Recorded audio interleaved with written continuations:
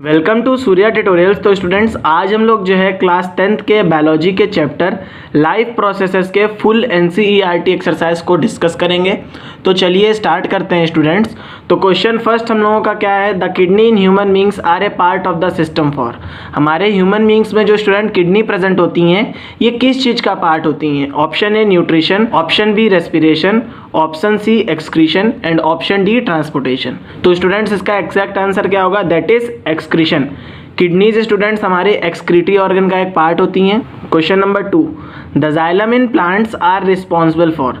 अब स्टूडेंट्स हमारे प्लांट्स में जो जाइलम टिश्यू प्रेजेंट होता है उसका क्या काम होता है? ठीक है, option A transport of water, option B transport of food, option C transport of amino acids and option D transport of oxygen. तो स्टूडेंट्स आप लोगों ने जब ट्रांसपोर्टेशन इन प्लांट्स पढ़ा था तो वहाँ पे देखा था कि जाइलम का काम क्या था कि ये जो है वाटर और मिनरल्स को ट्रांसपोर्ट करता था प्लांट में। स्टूडेंट्स इसका एग्जैक्ट आंसर क्या होगा? Option A, that is transport of water. Question number 3, the autotrophic mode of nutrition requires. Question में स्टूडेंट ये बोल रहा है कि जो ऑटोट्रॉपिक मोड ऑफ न्यूट्रिशन होता है उसको किन किन चीज़ों की ज़रूरत होती है? तो option A carbon dioxide and water, option B chlorophyll, option C sunlight and option D all of the above. तो students autotrophic mode of nutrition को बेसिकली ऑटोट्रॉप्स शो करते हैं। ठीक है, तो जितने भी ऑटोट्रॉप्स होते हैं स्टूडेंट्स बेसिकली वो क्या होते हैं? वो ग्रीन प्लांट्स होते हैं। तो ग्रीन प्लांट्स अपने खाने को जो है फोटोसिंथेसिस की हेल्प से बनाते हैं और वहाँ पे उनको कार्बन डाइऑक्साइड वाटर की भी ज़रूरत होती है, क्लोरोफिल की भी ज़रूरत होती है और सनलाइट की भी ज़रूरत होती है। तो इसका एग्जैक्ट आंसर क्या होगा students? Option D, that is all of the above. Question number 4, the breakdown of pyruvate to give carbon dioxide water and energy takes place in. अब क्वेश्चन में क्या बोल रहा है स्टूडेंट्स कि हमारा जो पायरुवेट मॉलिक्यूल होता है उसका ब्रेकडाउन होके वो क्या बना रहा है? कार्बन डाइऑक्साइड बना रहा है, वाटर बना रहा है और एनर्जी बना रहा है। तो ये जो प्रोसेस है स्टूडेंट, ये पायरुवेट का जो ब्रेकडाउन हो रहा है और यहाँ पे हम लोगों को जो एंड प्रोडक्ट मिल रहे हैं ये कहाँ पे अकर हो रहा है? ठीक है, तो option A cytoplasm, option B mitochondria, option C chloroplast and option D nucleus. तो स्टूडेंट्स इसका आंसर क्या होगा? इसका आंसर होगा माइटोकॉन्ड्रिया, क्योंकि हमारा पायरुवेट जो है students basically carbon dioxide, water और एनर्जी जो है माइटोकॉन्ड्रिया के अंदर फॉर्म करता है। ठीक है, question number 5, how are fats digested in our bodies, where does this process take place. तो क्वेश्चन में स्टूडेंट ये बोल रहा है कि हमारी बॉडी में जो फैट है उसका डाइजेशन कहाँ पे होता है और ये जो फैट का डाइजेशन हो रहा है ये किस जगह पे होता है? ठीक है, तो इसका आंसर क्या होगा students? Fats are present in the form of large globules in small intestine. अब फैट जो होता है स्टूडेंट ये हमारी स्मॉल इंटेस्टाइन में प्रेजेंट होता है इन the form of large globules. ठीक है स्टूडेंट्स, तो इन small intestine bile juice and pancreatic juices secrets result in breakdown of large flat globules into smaller globules. अब होता क्या है स्टूडेंट्स कि हमारी स्मॉल इंटेस्टाइन में जो है बाइल जूस और पेनक्रियाटिक जूस क्या करता है, ये जो है फैट के लार्ज ग्लोब्यूल्स को क्या करता है? स्मॉलर ग्लोब्यूल्स में ब्रेक डाउन कर देता है। ठीक है, and this breakdown of large globules fat into smaller globules is called emulsification. तो यहाँ पे स्टूडेंट्स ये जो हमारा फैट है इसके लार्ज ग्लोब्यूल्स का क्या होता है? ब्रेक डाउन होता है और ये किस में कन्वर्ट हो जाता है? स्मॉल ग्लोब्यूल्स में कन्वर्ट हो जाता है और इस प्रोसेस को हम लोग क्या बोलते हैं? इस प्रोसेस को स्टूडेंट हम लोग बोलते हैं emulsification. Question number 6, what is the role of saliva in the digestion of food.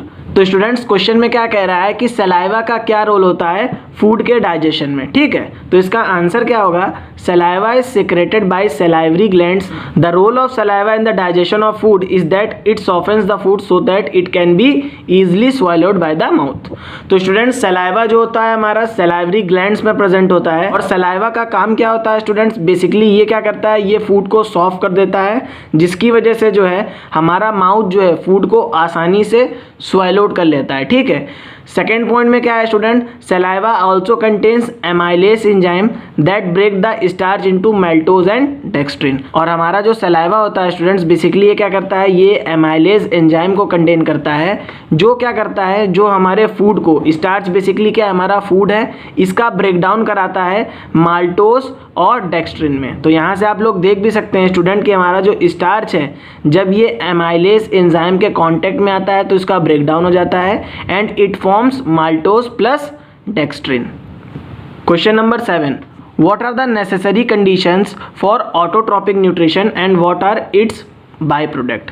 Question में ये बोल रहा है स्टूडेंट्स कि ऑटोट्रॉपिक न्यूट्रिशन के लिए कौन कौन सी कंडीशंस जो होती हैं फेवरेबल होती हैं, आपको ये बताना है और उसके बाद आपको बताना है कि ये जो बाई प्रोडक्ट होता है वो क्या होता है। तो इसका आंसर क्या होगा students? The necessary condition for autotrophic nutrition are carbon dioxide gas, water, sunlight and chlorophyll for the preparation of their food. तो आप लोग याद करिए स्टूडेंट्स, बेसिकली ऑटोट्रॉपिक न्यूट्रिशन कौन लोग शो करते हैं? ऑटोट्रॉप्स शो करते हैं।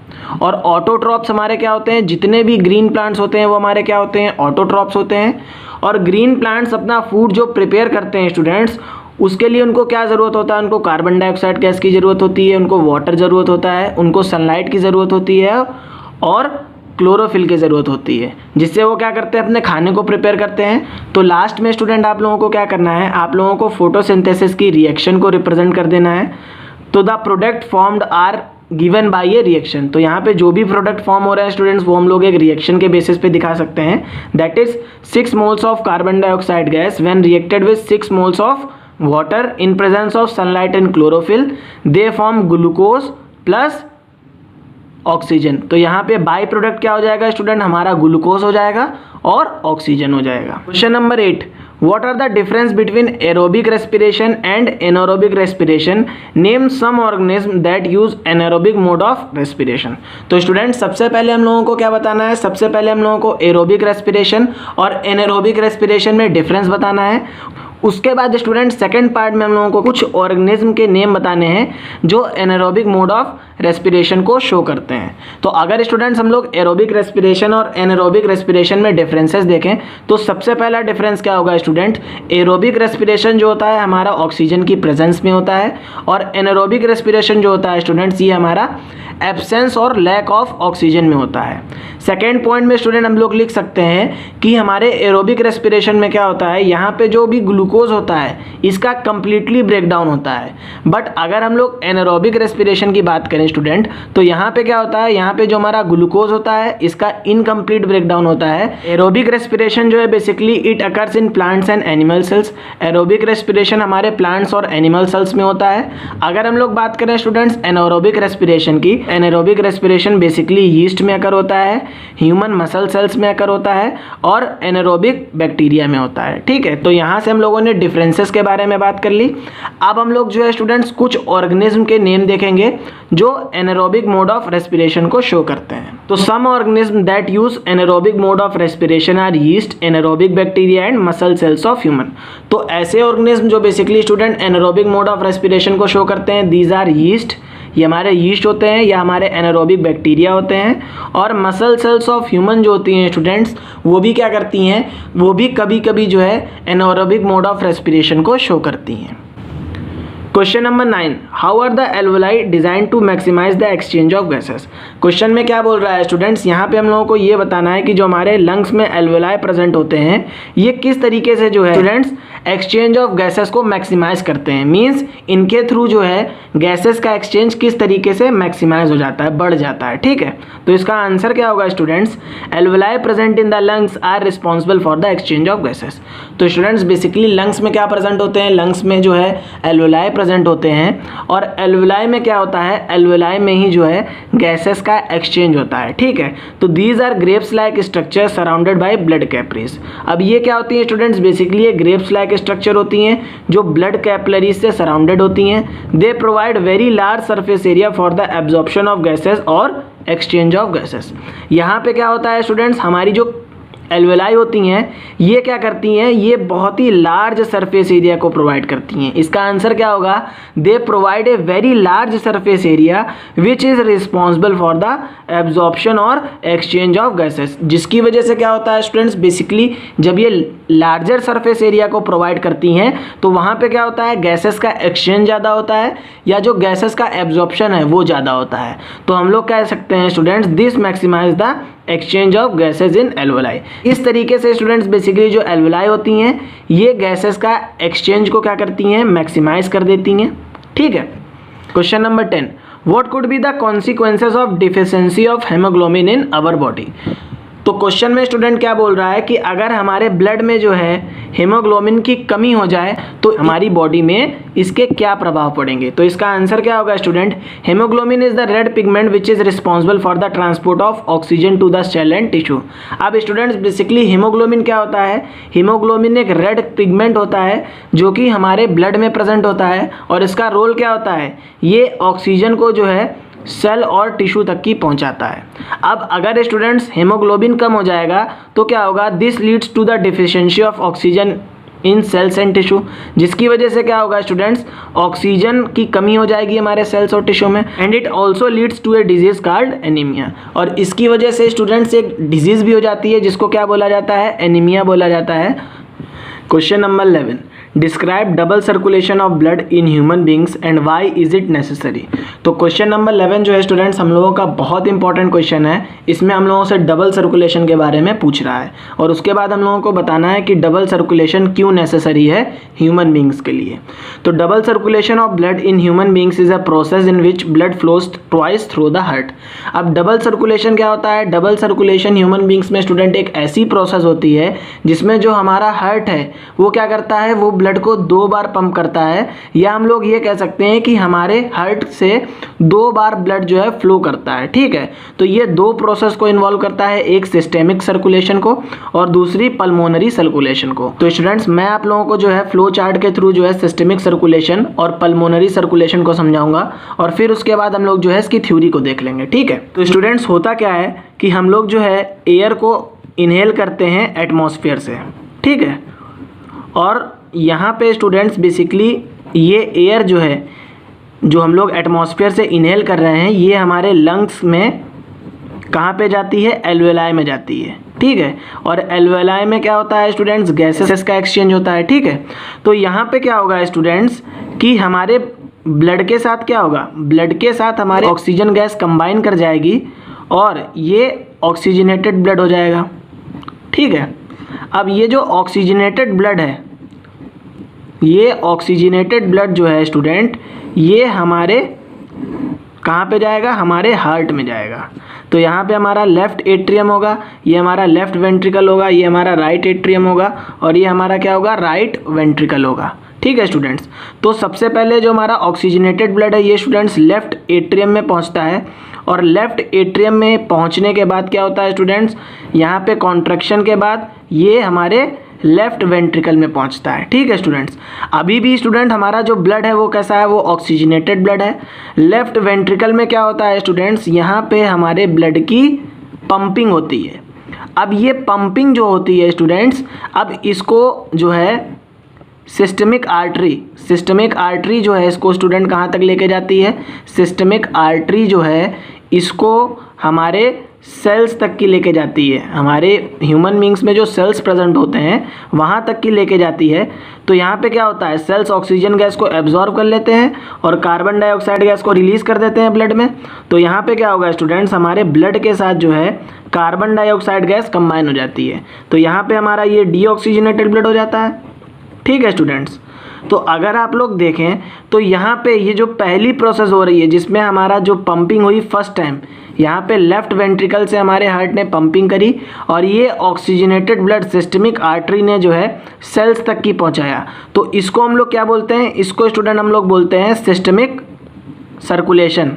ठीक है, तो एक प्रोसेस तो स्टूडेंट हम लोगों ने समझ ली कि सिस्टमिक सर्कुलेशन क्या होता है। ठीक है, अब यहाँ से ये डीऑक्सीजनेटेड ब्लड जो है स्टूडेंट ये हमारे राइट एट्रियम में पहुँचता है। ठीक है, राइट एट्रियम में पहुँचने के बाद फिर यहाँ पे हमारी जो है मसल्स कॉन्ट्रैक्ट करती हैं और यहाँ पे राइट वेंट्रिकल में पहुँचता है और फिर इसके बाद क्या होता है स्टूडेंट, इसकी अगेन पंपिंग होती है। अब इसकी जो पंपिंग होती है स्टूडेंट डीऑक्सीजनेटेड ब्लड को हमारे लंग्स में फिर से पहुंचाती है। ठीक है, तो यहाँ पे स्टूडेंट सेकेंड टाइम पंपिंग हो रही है, तो इसको हम लोग क्या बोलते हैं, इसको हम लोग बोलते हैं पल्मोनरी सर्कुलेशन।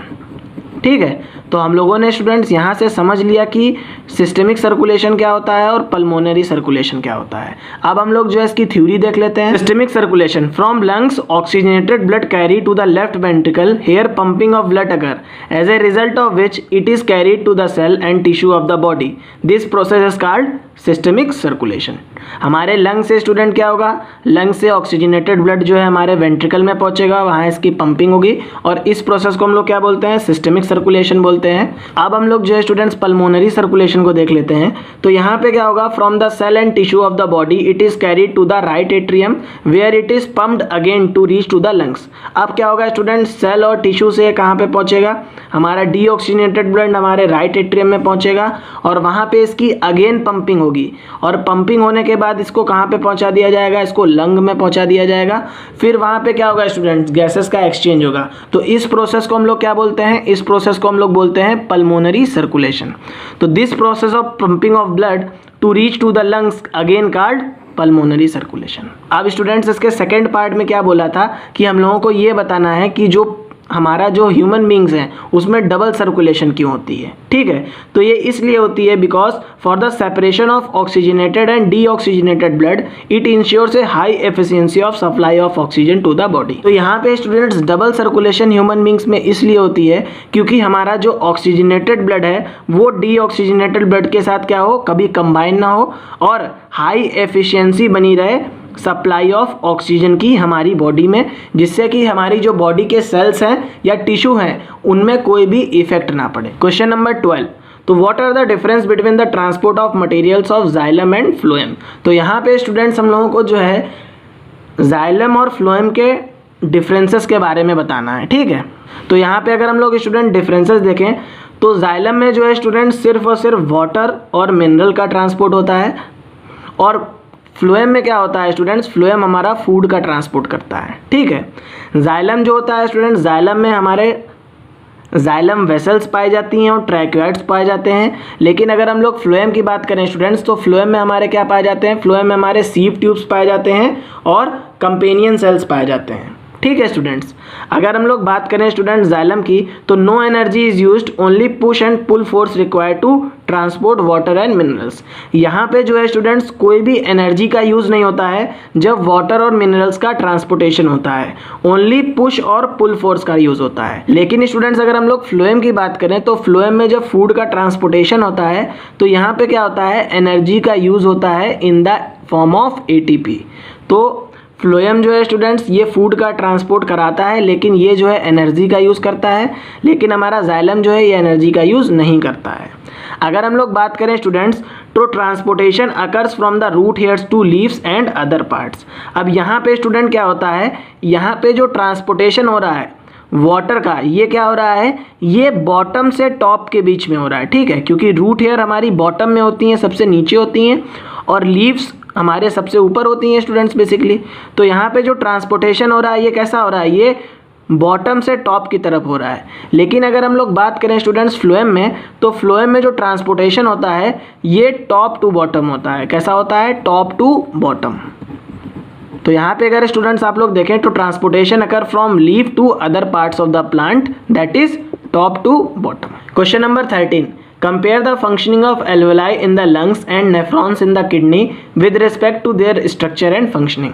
तो क्वेश्चन नंबर 13 में स्टूडेंट्स हम लोगों को सबसे पहले एल्वेलाई और नेफ्रॉन के फंक्शन को बताना है लंग्स और किडनी में, और उसके बाद हम लोगों को जो है इनके स्ट्रक्चर और फंक्शन बताना है। ठीक है, तो अगर हम लोग स्टूडेंट्स एल्वेलाई के फंक्शन को देखें तो एल्वेलाई हमारे क्या होती हैं, हमारे लंग्स की फंक्शनल यूनिट होती हैं, यहीं से गैसेस का एक्सचेंज होता है।